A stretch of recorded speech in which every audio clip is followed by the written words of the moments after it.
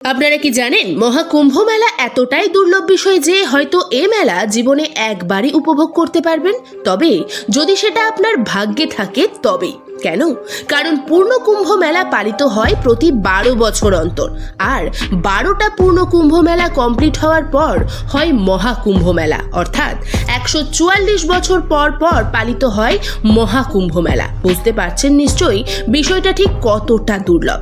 এই বছর অর্থাৎ 2025-এ পালিত হচ্ছে সেই দুর্লভ মহাকুম্ভ মেলা। হিন্দু পুরাণ থেকে জানা যায় সমুদ্র মন্থনের সময় অমৃতের কলস উঠে আসে, আর সেই অমৃতের কলসকে অসুরের হাত থেকে বাঁচাতে ভগবান বিষ্ণু সরিয়ে নিয়ে যান, আর নিয়ে যাওয়ার সময় কয়েক ফোঁটা অমৃত এই 4 স্থানে পড়ে যায়। সেগুলো হলো হরিদ্বারের গঙ্গায়, প্রয়াগরাজের ত্রিবেণী সঙ্গমে, নাসিকের গোদাবরী নদীতে, আর উজ্জয়িনীর শিপ্রা নদীতে।